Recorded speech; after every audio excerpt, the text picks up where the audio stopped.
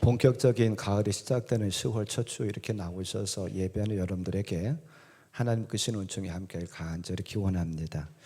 우리는 지난주에 룻기, 지금 룻기를 한 2달에 걸쳐서 생각해 보고 있는데, 지난주에는 룻기의 근간이 되라고 할 수 있는 기헌부를 자에 대해서 생각해 보았습니다. 기헌부를 자는 가까운 친족 혹은 가족 중에서 어려움에 처해 있는 자들을 위해서 속전을 낸다거나 혹은 빚을 청산해 주는 자를 가리켜서 기헌부를 자다, 그렇게 얘기를 하죠. 하나님께서는 이스라엘 백성들에게 부가 한쪽으로 편중되는 것을 막기 위해서, 공평한 소유를 위해서 이 기헌부를 자의 제도, 또한 유대인들이 대가 끊기고 민족이 사라지는 것을 막기 위해서 하나님은 기헌부를 자의 제도를 말씀하셨어요. 이 기헌부를 자의 제도를 모른다고 하면 룻기를 참으로 이해하기가 참 어려워요. 그리고 또한 어찌 보면 굉장히 룻이라 여인을, 또한 나오미라 여인을 부도덕한 여인도 그렇게 볼 수밖에 없습니다. 그래서 이 기헌부를 자의 제도를 우리가 잘 알기를 원하는데, 이 기헌부를 자의 제도는 구약에만 있었던 것이 아니라 그 마태복음 22장에 보면 사두개인들이 예수님께 묻는 그 질문에 보면 예수님 당시에도 이 기헌부를 자의 제도가 살아 있었고 그들조차도 잘 알고 있었다라고 하는 것을 우리가 알 수가 있어요. 어찌 보면 이 기헌부를 자의 제도가 있기 때문에 나오미와 룻에게는 권리가 있고 특권 있는 여인입니다. 그와 반면에 보아스는 기헌부를 자의 의무가 있는 사람이에요. 이 나오미는 이 제도를, 이 문화를 알고 있었기 때문에 그의 며느리인 룻에게 기헌부를 자인 보아스에게 나아갈 수 있는 방법을 가르쳐 줍니다. 그걸 모른다고 하면 그의 권리를 사용하지 못했을 텐데, 그것을 알았기 때문에 그의 권리를 사용했고, 또한 그 권리를 통해서 결국 오늘 말씀에 보면 보아스도 기쁨을, 또한 나오미나 룻도 함께 기쁨을 누리는 것을 볼 수가 있어요. 우리에게 룻에게 기헌부를 자가 보아스였다고 한다고 하면 우리에게는 기헌부를 자가 예수님이 되십니다. 그리고 또한 이 기헌부를 자는 여러 가지를 해주는 거 우리가 지난주에 보았어요. 죗값을 대신 치러주기도 합니다. 또한 미망인이 된 여인과 결혼해가지고 대가 끊기는 것을 막아주고서는요, 아들을 낳아주기도 해요.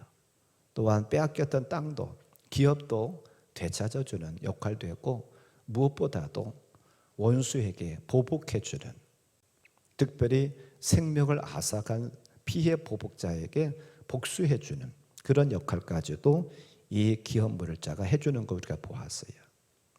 그래서 보아스와 결혼한 룻은 조금 이따 말씀 더 드리겠습니다만 그의 잃어버렸던 모든 것들을 회복하고, 또한 그 보아스, 베들레헴에서 유력한 룻과 결혼함으로 말미암아서 그는 어찌 보면 밑바닥 인생에서 최고 위치에 올라가는 그러한 여인이 되었어요. 룻기에서 보아스는 결국은 기헌부를 자입니다. 우리에게는 예수님이 우리의 기헌부를 자가 되시고, 그래서 예수님은 우리의 죄값을 치러 주셨습니다.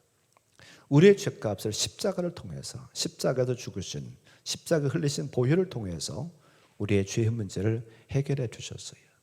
갈라디아서 1장 4절에서는 말씀하고 있습니다. 그리스도께서 하나님 곧 우리 아버지의 뜻을 따라 이 악한 세대에서 우리를 건지시려고 우리의 죄를 대속하기 위하여 자기의 몸을 주셨으니, 저와 여러분들은 죄값을 치러야 될 인생들이었습니다. 죄의 삭은, 죄의 값은 사망이라고 그랬어요. 죄를 통해서 죽을 수밖에 없었던 저와 여러분들을 누가 죄값을 치러주셨느냐면 예수님께서 십자가에서 흘리신 보혈을 통해서 저와 여러분의 죄값을 치러주셔서 이제는 우리가 죽지 않아도 된다는 사실이에요. 그리고 또한 우리가 마귀에게 속아서 아들이라고 하는 신분을 잃어버렸었던 존재였었죠. 그런데 예수님이 또한 우리를 사주심으로 말미암아 우리의 기업을, 우리의 권리를 사주심으로 말미암아 이제는 악한 마귀 사탄의 종이 아니고 하나님의 자녀가 되었어요. 자녀가 된다라고 하는 것은 큰 축복입니다. 왜 그러냐면 종과 아들과, 즉 자녀와 다른 것은요, 상속권이 있다는 거예요. 종은 아무리 뼈 빠지게 일해도 하루 종일 1년 365일 계속해서 평생 동안 일해도 종에게는 상속권이 없습니다. 자녀에게만 상속권이 있어요. 예수님이 우리가 잃어버렸었던, 죄로 말미암아서 우리가 잃어버렸었던 자녀라고 하는 그런 신분을 되찾아 주셔서 저와 여러분에게 상속권을 주셨대요. 마태복음 25장 34절에서는 그렇게 말씀합니다. 그때 임금이 그 오른편에 있는 자들에게 이르시되 내 아버지께 복받을 자들이여 나와 창세로부터 너희를 위하여 예배된 나라를 상속받으라. 아멘. 상속받는다라고 하는 것, 상속자가 된다라고 하는 것은 큰 복이에요. 또한 예수님은 마지막 날에 저와 여러분들을 신부 삼아 주시겠다라고 말씀하셨어요. 또 우리를 괴롭혔었던, 우리가 과거에 종로를 했었던, 우리의 임금 역할을 했었던 악한 마귀 사탄을 결국은 하나님께서 마지막 날에 무저갱 속에 집어넣어서 우리의 원수를 갚아주시겠다, 보복해 주시겠다라고 약속하셨습니다. 그래서 예수님은 이미 이 악한 마귀 사탄들의 결말이 어떻게 날 것인지를 예수님께서 이렇게 말씀하세요. 누가복음 10장 18절에서 예수님이 이렇게 말씀하십니다. 같이 봉독할까요? 예수께서 이르시되 사탄이 하늘로부터 번개같이 떨어지는 것을 내가 보았노라. 아멘. 이미 예수님께서는 악한 마귀 사탄의 결론이 어떻게 날 것인가를 이미 보고 말씀하셨어요.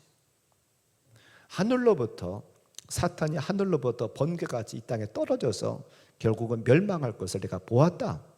이게 사탄의 종말이고 저와 여러분의 원수를 이렇게 갚아주시겠다고 말씀하셨어요. 룻이라고 하는 여인은 모함 여인이고, 이 여인은 남편을 잃어버린 사별한 미망인입니다. 그 여인의 힘으로는 도저히 엘리멜렉의 가정을 다시 이렇게 세울 수가 없습니다.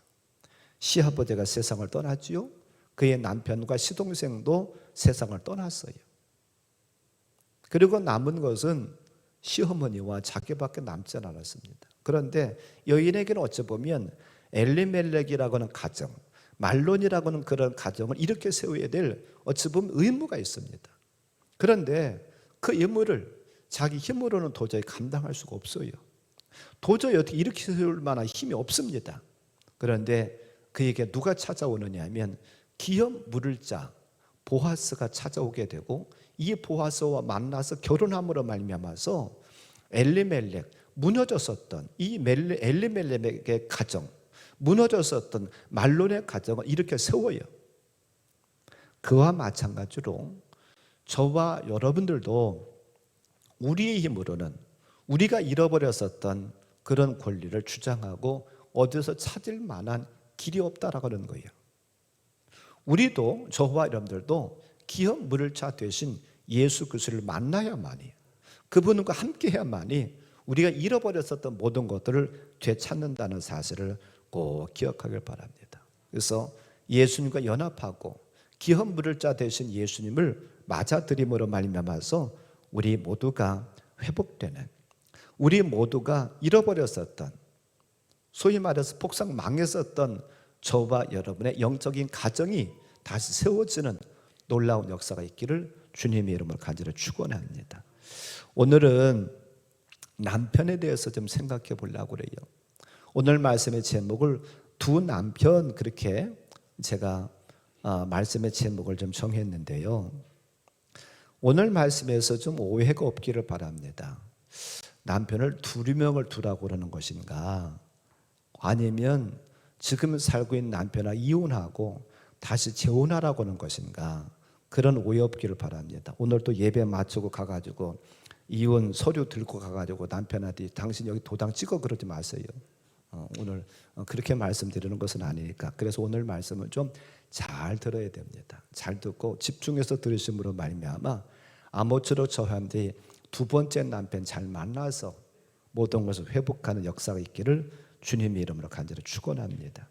오늘 생각해 볼 것은, 그러면 두 남편, 첫째 남편은 누군가, 또한 둘째 남편은 누군가 생각해 볼 거예요. 그리고 첫째 남편을 만나면 어떤 결과가 찾아오고 둘째 남편을 만나면 어떤 결과가 찾아오는가, 이렇게 크게 두 부분으로 나눠서 생각해 볼 텐데, 아무쪼록 우리는 말씀에 집중해서 들으심으로 우리가 둘째 남편 잘 만나서 저와 여러분들이 룻과 같이 우리 인생에 달라지는 놀라운 역사가 있기를 주님의 이름으로 간절히 축원합니다.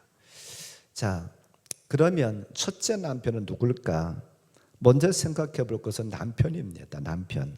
우리에게는 두 남편이 있어요.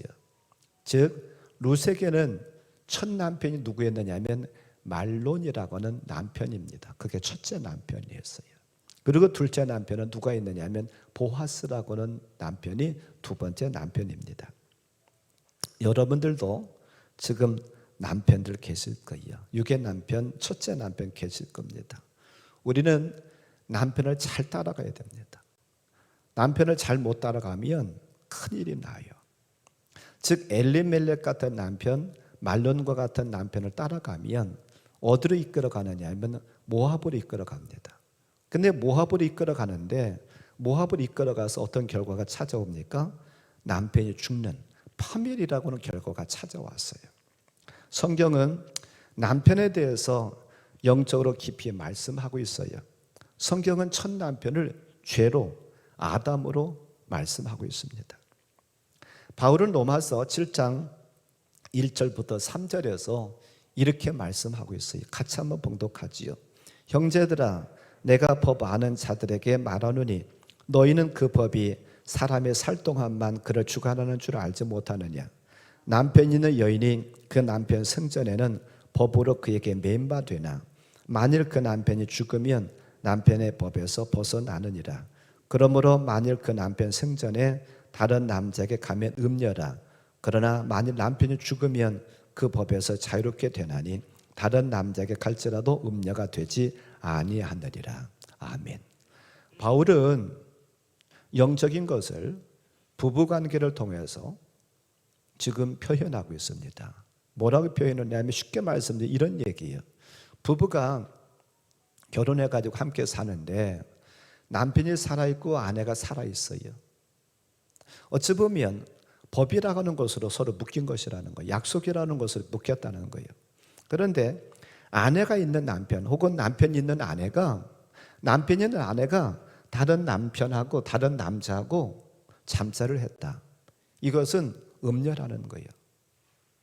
이것은 있어서는 안 될 불륜녀라는 거예요. 그런데 그 함께 살던 남편이 죽는다. 함께 살던 남편이 죽었고 이제 내가 혼자가 되면 혼자 된 여인은 다른 남자에게 잠자를 한다 할지라도 그것은 불륜이 아니라는 거예요. 이걸 지금 바울이 얘기를 하는데, 지금 바울이 얘기하는 것은 육신 세상에서 부부관계를 얘기하는 게 아니에요. 영적인 것을 부부관계를 통해서 그는 비유적으로 지금 말씀하고 있습니다. 우리의 첫 남편, 우리가 무엇에 매여 있었느냐 하면 율법에 매여 있었대요.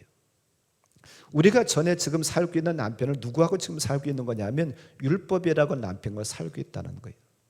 죄의 남편과 살고 있다는 거예요. 그런데 죄의 남편, 그 율법의 남편과는 이별해야 된다는 거예요.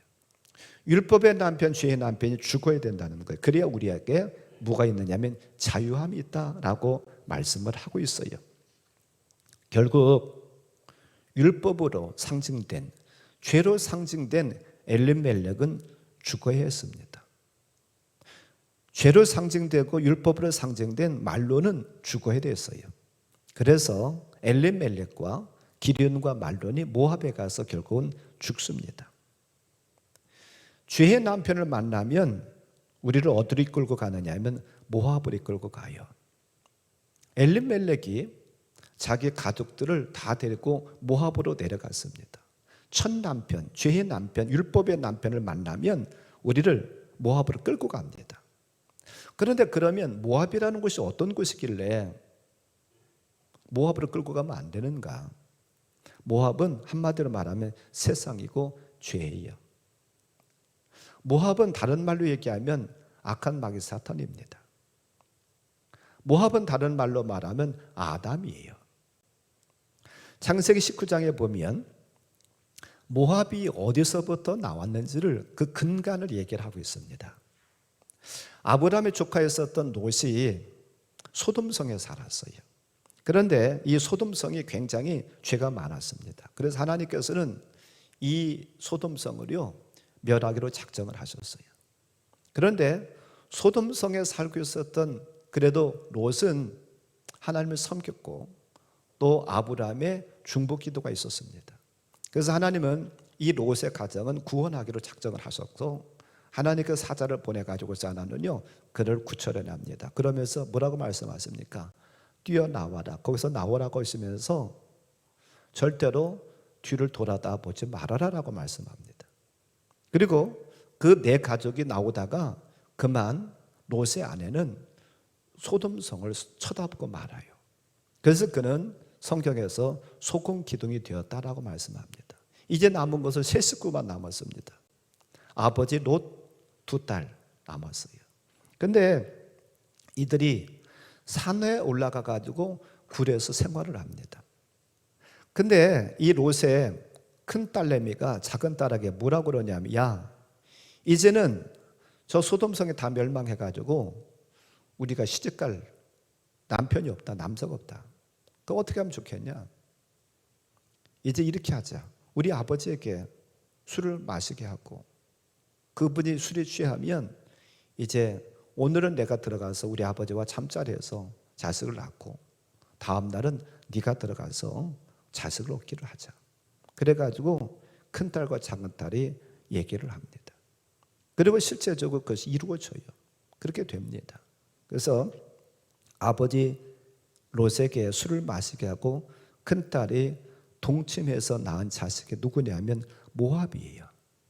그리고 이 모압은 모압 족속의 조상이 됩니다. 그리고 작은 딸, 둘째 딸과 동침해서 낳은 자식이 베남미입니다. 베남미는 암몬 자손의 조상이 돼요. 그게 창세기 19장 37절과 38절에 이렇게 기록을 하고 있어요. 큰 딸은 아들을 낳아 이름을 모압이라 하였으니 오늘날 모압의 조상이요. 작은 딸도 아들을 낳아 이름을 베남미라 하였으니 오늘날 암몬 자손의 조상이었더라. 지금 그렇기 때문에 모압이나 이 암몬은 자체가 씨앗 자체가 어찌 보면 불의의 씨앗이에요. 처음에 탄생한 것조차가 정상적인 결혼을 통해서 정상적인 관계를 통해 가지고 자식을 얻은 것이 아니고 불의한 아버지에게 술을 먹게 한 것도 잘못한 것이었고 또 어찌 보면 아버지와 딸이 어떻게 그렇게 잠자리를 할 수가 있어요. 그렇기 때문에 모압의 탄생도 암몬의 탄생도 불의의 씨앗이라고 하는 거예요. 그렇기 때문에 이 모압은 어찌 보면 오늘날의 세상이다라고 얘기할 수 있어요. 모압을 따라간 세상을 따라간 이 엘리멜렉의 가정이 결국은 우리가 앞에서도 생각해 보았습니다만 파멸을 했어요. 쑥대밭이 되고 말았어요. 베들레헴이라고 하는 떡집이라고 하는 곳에서 이 모압으로 내려갔었던 그 가정, 아버지인 엘리멜렉도 죽었고 기련과 말론이라고 하는 두 아들도 그곳에 가서 죽었고 이런 일들이 왔다고 하는 거예요. 우리의 첫 남편, 세상 남편, 죄의 남편, 사탄의 남편, 마귀의 남편을 따라가면 결국은 죽게 돼 있어요. 그러면 우리에게 있어서 오늘날 우리에게 있어서 첫 남편은 누구냐? 첫 남편은 무엇이냐? 지금 한 입을 덮고 함께 자고 있는 그 남편을 얘기할까? 물론 그 남편이라고 할 수도 있겠지만 저는 이렇게 해석하고 싶어요. 첫 남편은 오늘날의 첫 남편은 나를 세상으로 이끌어가는 사람, 세상으로 이끌어가는 것 그렇게 저는 말하고 싶어요. 그게 사람일 수 있습니다. 때로는 그게 물질일 수도 있어요. 그게 명예와 권력일 수도 있습니다. 학문일 수도 있어요. 어떤 사람은 사람 때문에 자꾸 세상으로 가게 돼. 술 친구 때문에 무엇 때문에 자꾸 세상으로 가게 돼요. 나를 자꾸 끌고 가려고 그래. 내일까지 연휴다 보니까 아마 놀러 가는 사람들 많을 거예요, 지금. 야, 꼭 주일날 가야 되느냐. 오늘 연휴가 됐고 그러니까 어디 놀러나 갔다 오자. 그래서 자꾸 나를 그런 데를 끌고 가려고 하는 사람이 있을 겁니다. 야, 한 잔 마셔, 괜찮아 하면서 자꾸 나를 끌고 가려고 해요. 인간관계 때문에 어찌할 수 없어서. 저 사람하고 내가 인간관계 끊을 수가 없어요. 그래서 어찌할 수 없어서 가자고는 가야 돼요. 그런 존재 됐다가 하면 그 사람이 바로 첫 남편이에요. 나를 자꾸 하나님께로부터 멀어지게 만들고 신앙으로부터 자꾸 멀어지게 만드는, 베들레헴이라는 떡집으로부터 자꾸 멀어지게 만드는 그런 사람이 있다고 한다면 그 사람이 첫 남편이죠. 그게 사람일 수도 있지만 또한 물질이고 권력이고 명예일 수도 있어요. 어떤 명예를 위해서, 어떤 권력을 위해서 자꾸 하나님보다도 세상의 것으로 자꾸 내려갑니다. 오늘 교회 나와서 예배 드리는 것보다도 어디에서 무슨 모임이 있다고 그러는데 거기 가면 내가 나중에 무슨 권력을 잡는데, 내가 무슨 나중에 무슨 도의원을 하고 무엇을 하는데 나한테 표로 다가오니까 더 도움이 되겠지 라고 하면서 따라간다고 하면 그게 결국은 우리에게 있어서, 나에게 있어서 첫 남편이에요. 자꾸 신앙으로부터 멀어지게 만들고 예배로부터, 교회로부터 멀어지게 만들고 자꾸 세상으로 나가게 만드는 것, 그것이 어떤 것이든지 간에 그것이 우리에게 첫 남편입니다. 이것은 우리가 지금 교회 나와서 앉아있다 해가지고 나는 그럼 첫 남편이 없다라고 생각하려나 모르겠는데 아니요. 우리에게도 그런 건 있을 수가 있습니다. 우리가 한번 곰곰이 생각해 보기를 바라요. 바라고 원하기는 혹시라도 지금도 저 사람들이 예수 믿는다 하고 교회 나와서 앉아있음에도 불구하고 아직도 첫 남편을, 세상의 좋은 것, 세상의 즐거움을 끊지 못했다고 한다고 하면 그런 것들과 결별하기를 바랍니다. 이별하기를 바랍니다. 그런 어떤 세상에서 보이는 그런 즐거움 때문에 주님 섬기는 것이 방해가 된다. 그렇다고 한다고 하면 그게 첫 남편이에요. 우리는 그 첫 남편과는 이혼해야 됩니다. 나하고 지금 한 이불 속에서 자고 있는 그 남편과 이혼할 것이 아니라 나를 자꾸 세상으로 끌고 가고 말씀에서 벗어나게 만들고 자꾸 교회로부터, 예배로부터 자꾸 멀어지게 만드는 것들, 그걸로부터 결별하고 이혼하길 바랍니다. 첫 남편 따라가면 잠시 잠깐 좋을 수도 있어요. 그런데 그게 영원하지 않다라고 하는 거예요. 창세기 3장 6절과 7절 말씀에 보면 이런 말씀이 나와요. 여자가 그 나무를 본즉 먹음직도 하고 보함직도 하고 지혜롭게 할 만큼 탐스럽기도 한 나무인지라 여자가 그 열매를 따먹고 자기와 함께 있는 남편에게도 주매 그도 먹은지라 이에 그들의 눈이 밝아져 자기들의 벗은 줄을 알고 무화과 나무 잎을 엮어 치마로 삼았더라. 아멘. 하나님께서 아담과 하와를 만드시고 에덴 동산을 만드셨어요. 그리고 에덴을 주시면서 야, 동산 중앙에 선악을 알게 하는 나무 열매를 따먹지 말아라. 다른 것은 다 내가 먹어라. 그랬는데 뱀이 와서 자꾸 충동질을 하잖아요. 그래서 그는 먹습니다. 보니까 먹음직도 하고 보함직도 하고 지혜롭게 할 만큼 너무나도 좋은 그런 열매인 거예요. 그래서 그가 먹었어요. 잠시 잠깐 좋았지요. 그런데 먹고 나니까 그의 눈이 밝아졌어요.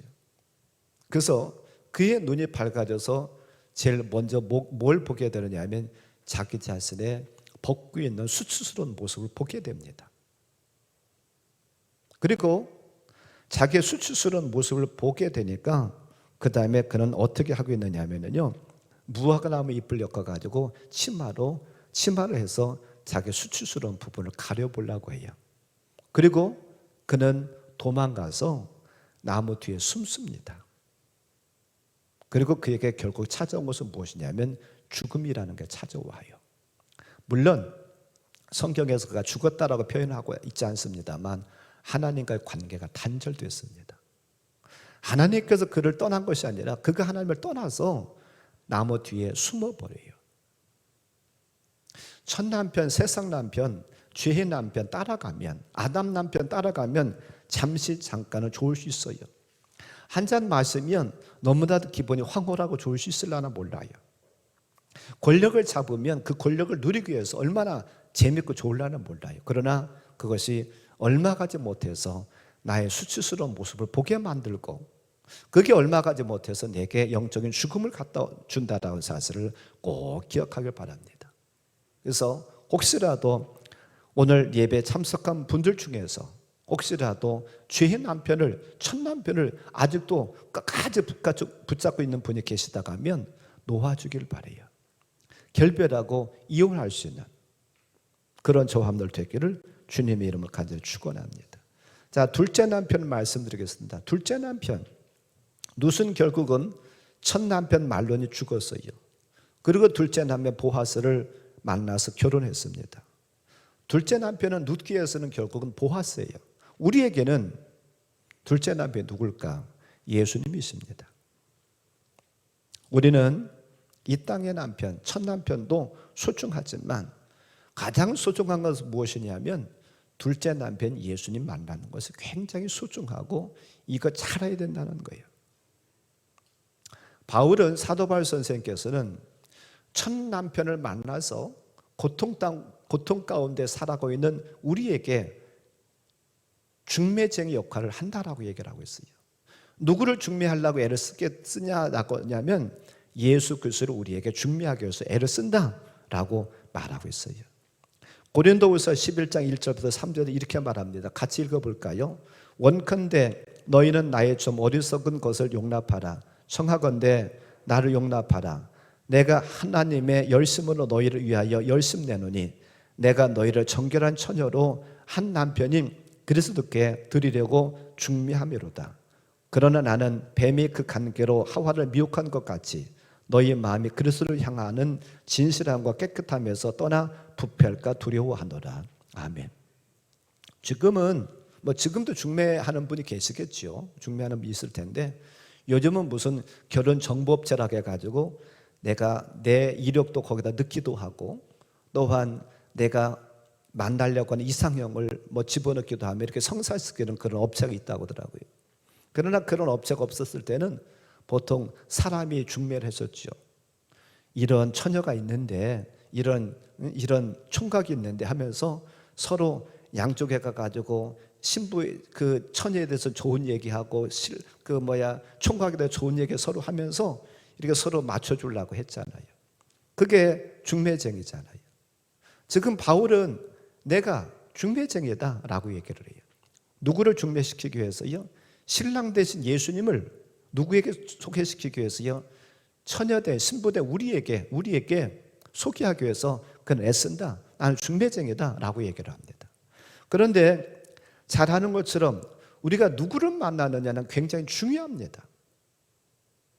특별히 여인이 어떤 남자 만나느냐는 굉장히 중요해요. 누구를 만나냐에 따라서 내 인생이 어찌 보면 달라집니다. 남편이 어떤 남편이냐에 따라서 불려지는 호칭도 다르잖아요. 아줌마가 될 수도 있고 사모님이 될 수도 있잖아요. 남편은 누구를 만나느냐에 따라서. 그런데 우리가 만나야 될 남편은 누구여야 되냐면 예수님이신데 그냥 호칭 정도 달라지는 것이 아니에요. 우리가 두 번째 남편을 잘 만나야 되는 것은 무엇이냐면 생명이 거기 있다는 사실이에요. 둘째 남편 잘못 만나면 첫 남편하고 끝까지 살고 첫 남편 이별하지 못하고 그 첫 남편하고 계속해서 살고 둘째 남편 못 만나면 우리에게는 저사람들에게 무엇이 찾아오느냐면 죽음밖에 찾아올 것이 없다는 사실을 기억하길 바랍니다. 그래서 우리는 둘째 남편 잘 만나야 돼요.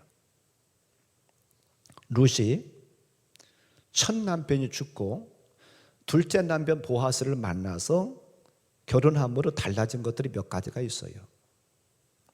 먼저는 그의 신분이 바뀌었습니다. 모압 여인이었어요. 모압이라는 곳에서 탄생하고 거기서 자라고 거기서 말론을 만나가지고 결혼한 여인입니다. 모압 여인이에요. 근데 조금 전에 생각해 보았던 것처럼 이 모압은 세상이고 좋은 곳이 아니에요. 그런데 보아스 만나니까는요, 그의 신분이 어떻게 바뀝니까? 유대인이 됐어요. 마치도 오늘날에 뭐 베트남이라든지 태국이라든지 뭐 중국이라든지 그런 데서 와가지고 우리나라와 저 남편과 결혼한 분들 있잖아요. 전에는 그들의 국적이 베트남이었을라는 모르겠지만 한국 남자 만나서 우리나라 국적을 취득할 수가 있습니다. 그처럼 모압 여인이 보아스 만남으로 말미암아 유대인이 됐어요. 두 번째로는요, 그는 가난해가지고 이삭을 밭에 나가서 이삭을 주어야만이 살 수 있는, 이삭을 주어서 근근히 살아갈 수 있는 그런 여인이었지만 보아스 만나니까는요 부자가 됐어요. 보아스는 그 당시에 베들레헴의 유력한 자였거든요. 그러니까 보아스가 가족의 모든 것을 누리는 그 여인이 됐어요. 그리고 또한 그 여인은 이삭을 주면서 남의 눈치를 살피는 여인이었어요. 남의 밭에 가가지고 이삭을 주우려고 하니까 곡식 빼는 사람들이 눈치다고 별로 좋아하지를 않아요. 자꾸 옆에 와서 주시려고 하니까 그거 좋아하겠습니까? 좋아하지 않지.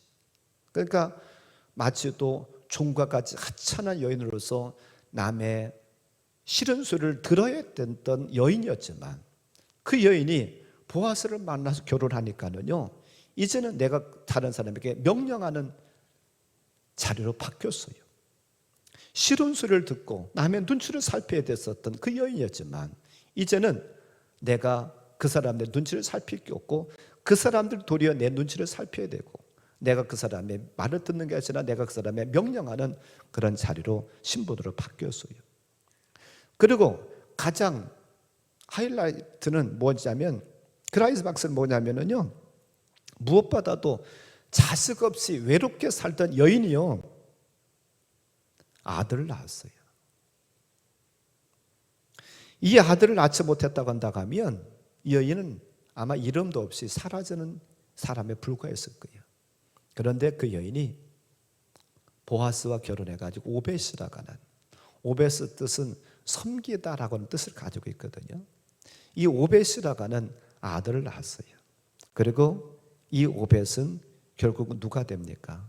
룻은 다윗 왕의, 우리가 잘 아는 다윗 왕의 증조 할머니가 되는 그런 신분으로 바뀌었어요. 이 룻이라고 여인이 첫째 남편 말론이라고 남편과 계속해 살았다고 한다고 하면 이런 축복을 맛보지 못했을 거예요. 그런데 첫째 남편 죽은 것이 어찌 보면 여인에게 다행했을라나 몰라요. 둘째 남편 잘 만나니까 이렇게 그 애가 바뀌었어요. 우리도, 저와 여러분들도 둘째 남편 예수님 만나면 우리의 신분이 바뀝니다. 어떻게 바뀔까요? 악한 마귀 사탄의 종로로 사던 우리를 이제는 자녀로 바꿔주신대요. 요한복음 1장 12절 우리가 잘 아는 말씀입니다. 한번 같이 읽어보겠습니다. 영접하는 자 곧 그 이름을 믿는 자들에게는 하나님의 자녀가 되는 권세를 주셨으니, 앞에서도 말씀드렸습니다만 자녀에게는 상속권이 있어요. 종은 아무리 일해도 상속을 받지 못합니다. 그러나 자녀는 상속권이 있어요. 이 상속권을 주시겠다고, 우리가 둘째 남편 예수님 만나면 우리가 상속을 받을 수 있는 권리가 있습니다. 전에는 원수 마귀 사탄의 눈치를 보며 살았어요. 저 어렸을 때 보니까 안 믿는 사람들이요, 참 이 귀신들을 무서워하더라고요. 귀신의 마음을 달래줘야 된다 해가지고 얘를 쓰더라고요. 뭐 동토난다나요? 잘못하면 동토난다는 얘기를 많이 하더라고요. 저는 동토난다는 얘기가 정확하게 무슨 뜻인가 잘 모르겠어요.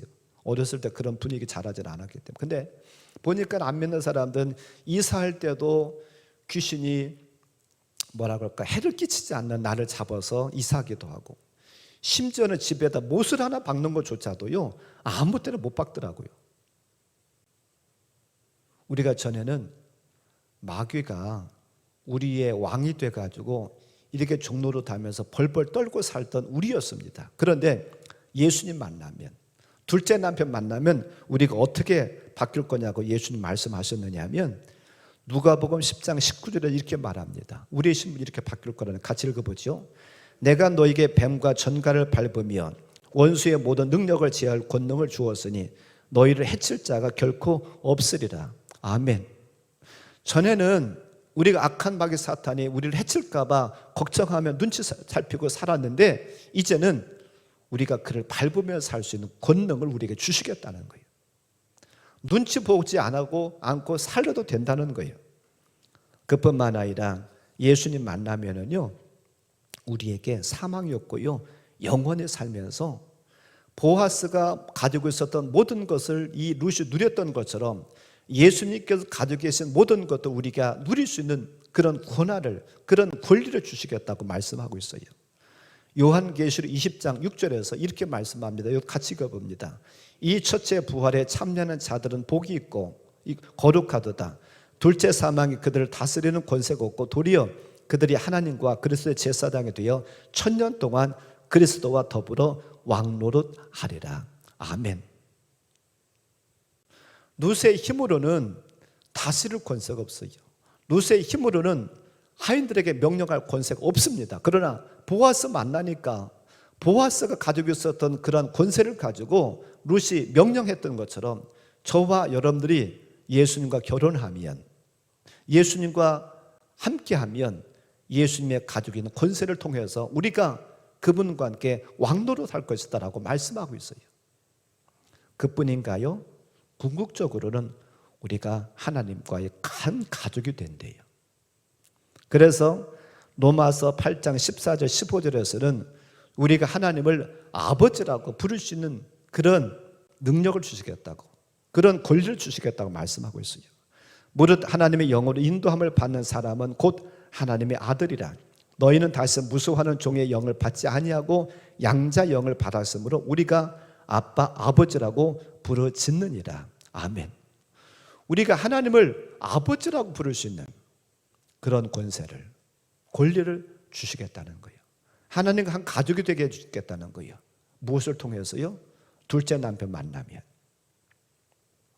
우리가 어떤 남편 만나느냐는 대단히 중요합니다. 육신 세상에도 굉장히 중요합니다만 영적인 면에서도 굉장히 중요해요. 마태복음 1장에 보면 예수님의 족보가 나옵니다. 거기 예수님의 족보에 보면 우리가 이상하리만큼 여성들의 이름이 올라가 있어요. 5명의 여성들의 이름이 올라가 있습니다. 그런데 그 5명의 여인들의 이름들이 특출나고 존경할 만하고 본받을 만하고 그런 여성들 이름이 올라간 게 아니에요.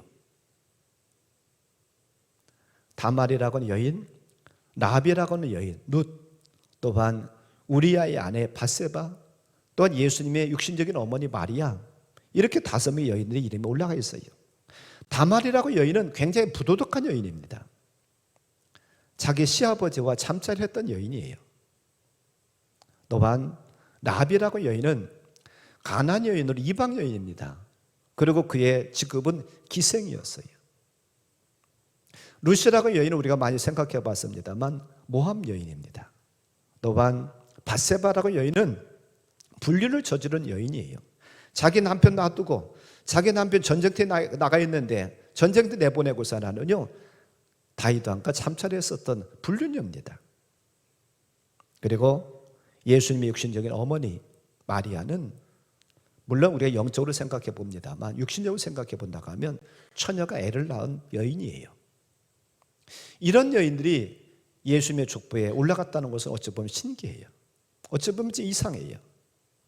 물론 다르게 또 생각해 볼 수 있겠습니다만 우리가 오늘 제가 말씀의 주제와 함께해서 생각해 보는 것은 여인들이 예수님의 족보에 올라갈 수 있었던 비결은 무엇이냐면 남편 잘 만났기 때문에 그래요. 남편을 잘 만났기 때문에 예수님의 족보에 올라갈 수 있었어요. 그와 마찬가지로 우리도 똑같습니다. 우리가 하나님의 가족이 될 수 있는 것은 우리가 다말보다 더 못한 사람이라 할지라도, 라합보다 더 천한, 그런 기생보다 더 천한 그런 자라 할지라도, 또한 바세바보다도 더 악한 불륜을 저지른 우리라 할지라도 남편 대신 예수님 만나면 우리는 하나님의 가족이 된다는 사실을 꼭 기억하길 바랍니다. 그래서 우리는 남편 잘 만나길 바라요. 말씀을 종합하고 맺으려 갑니다. 지금 우리는 어떤 남편과 살고 있습니까? 죄인 남편, 첫 남편입니까? 아니면 둘째 남편 예수님이십니까? 혹시라도 지금까지 살았던 첫째 남편 붙들고 살려고 하신 분이 계십니까? 죄의 남편과는 이별하기를 바랍니다. 세상 남편과는 이별하기를 바라요. 나를 자꾸 신앙에서 멀게 만들고 하나님의 말씀을 떠나게 만드는 그런 것들과는 이별하기를 바랍니다. 결별하기를 바랍니다. 그리고 둘째 남편 예수님을 만나셔서 우리가 잃어버렸었던 모든 것들을 다 회복하는 그런 놀라운 역사가, 그래서 궁극적으로는 예수님과 함께 하나님의 가족이 되고 예수님과 함께 영원히 왕노릇하는 그런 놀라운 축복이 저와 여러분에게 있어지기를 주님의 이름으로 간절히 축원합니다. 오늘 말씀 붙잡고 한 1분 동안만 같이 기도하겠습니다.